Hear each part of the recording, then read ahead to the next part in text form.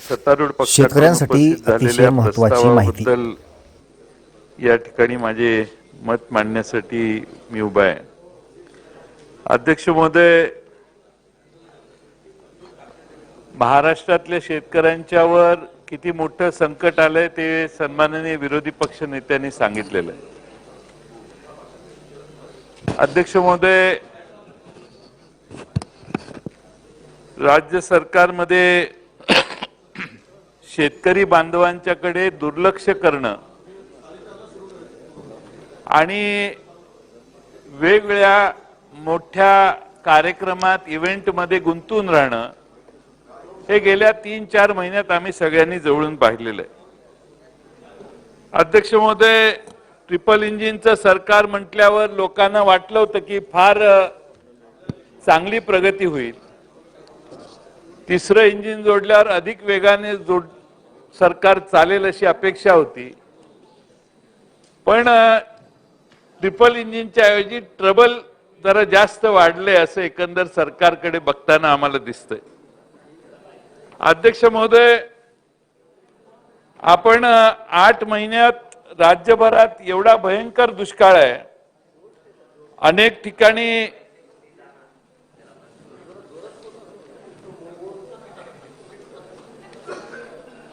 मला माहिती आहे मी जोरात बोलावं सरकारच्या विरोधी ही तुमची मनापासून इच्छा आहे. ते हळूहळू होईल. ते एक 10 मिनिटं थांबा.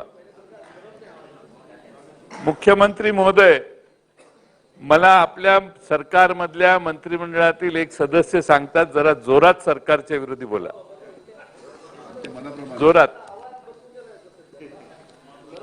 नाही हे आता तुम्हाला बरं वाटावं म्हणून म्हणतायत, पण ऍक्च्युअली त्यांची भावना मी तुमच्या विरोधी जोरात बोलावं अशीच दिसते.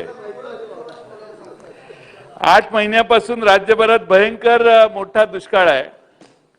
विहिरी कोरड्या पडलेल्या आहेत आणि दुष्काळ जाहीर करून शेतकरी वर्गाला दिलासा देण्याचं काम सरकारने करायला पाहिजे.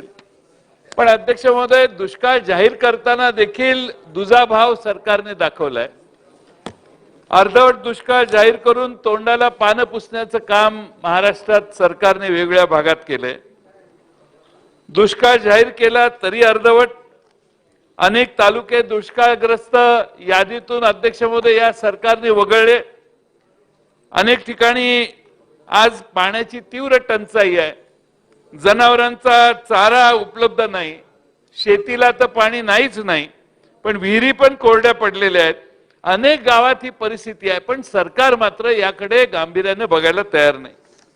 अध्यक्ष महोदय, वरुण राजाला कीव आली नाही, पण असं अपेक्षा होती की सरकारला तरी पाजर फुटेल, पण सरकारलाही पाजर फुटला नाही. आणि अध्यक्ष महोदय, सरकार महाराष्ट्रात दुष्काळाला तोंड देत असताना सरकार व शेतकरी अध्यक्ष महोदय अवकाळी पावसानं देखील घाला घातला. अवकाळी पावसानं गारपिटीनं झोडपून काढलं. एवढ्या मोठ्या मोठ्या गारा पडल्या. अध्यक्ष महोदय, मी नाशिक जिल्ह्यात एका शेतकऱ्याच्याकडे गेलो होतो. त्याचा मृत्यू गारा पडल्यामुळे झाला, शेतात काम करत असताना झाला. अध्यक्ष महोदय, आज महाराष्ट्रामध्ये 3,93,000 अधिक हेक्टरवर शेतीचं नुकसान झालंय. सर्वाधिक नुकसान यवतमाळ जिल्ह्यात झालंय. तिथं 1.25 हेक्टर पेक्षा जास्त शेतीचं नुकसान झालंय. हिंगोली, बुलढाणा, छत्रपती संभाजीनगर, नाशिक, अहमदनगर, जालना, सांगली वेगवेगळ्या ठिकाणी फार मोठ्या प्रमाणात अध्यक्ष महोदय नुकसान झाले. 22 जिल्ह्यामध्ये शेतीला अवकाळी पावसाचा फटका बसलाय आणि त्यात तूर, हरभरा, कापूस, गहू, भाजीपाला, फळ पिकाचं अतोनात नुकसान झालेलं आहे. पण अध्यक्ष महोदय, सरकारने इथं बसून पंचनामा करा एवढ्या सूचना दिल्या, पण सरकार अजून प्रत्यक्षात ग्राउंडवर उतरलेलं नाही. अनेक ठिकाणी पंचनामे सुरू नाहीत आणि त्यामुळे अध्यक्ष महोदय आता तातडीची मदत वाटायला सुरुवात व्हायला पाहिजे होती, पण सरकारकडे अजून आकडेवारी एकत्रित आलेली नाही आणि म्हणून किती कोणाला मदत द्यायची याचा देखील तपशील सरकारने स्पष्टपणाने सांगितला नाही.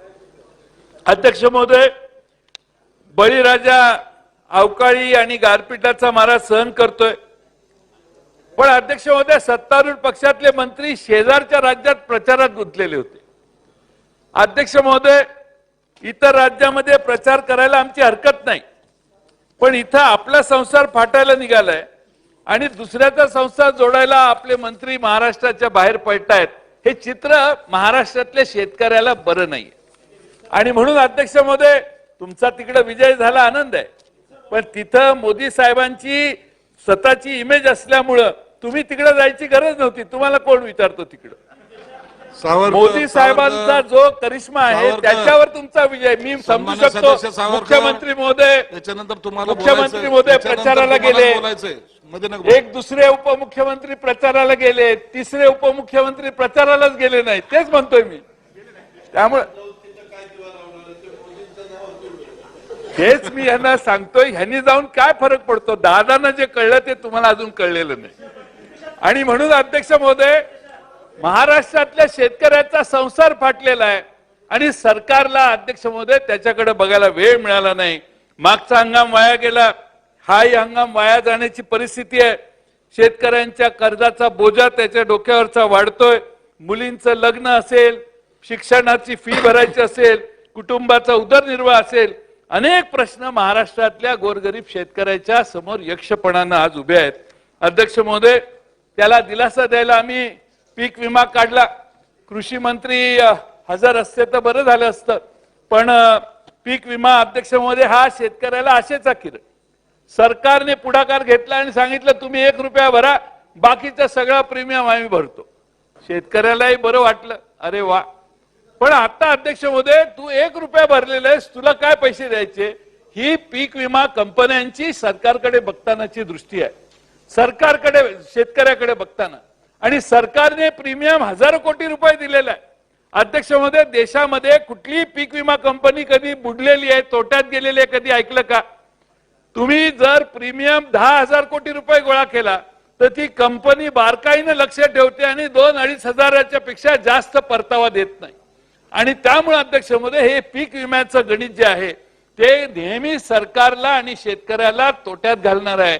आम्ही फार मोठ्या उत्साहाने जाहीर केले, 1 रुपयात तुम्हाला पीक विमा काढून देतो. शेतकरी आनंदला, पण प्रत्यक्ष प्रीमियम भरून सी सेवा मिळत नव्हती, ती आता 1 रुपयात काय मिळणार?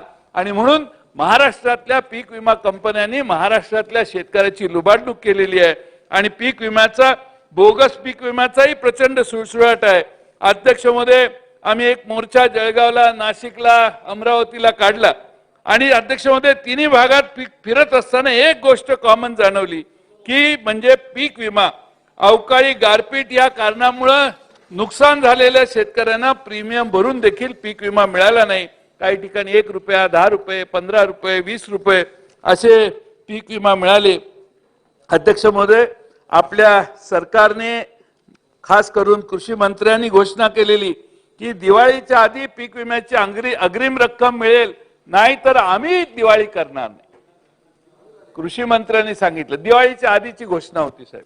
आणि अध्यक्ष महोदय, माझ्याकडे माहिती आहे की आपण अध्यक्ष महोदय या ठिकाणी किती लोकांना किती पैसे दिले.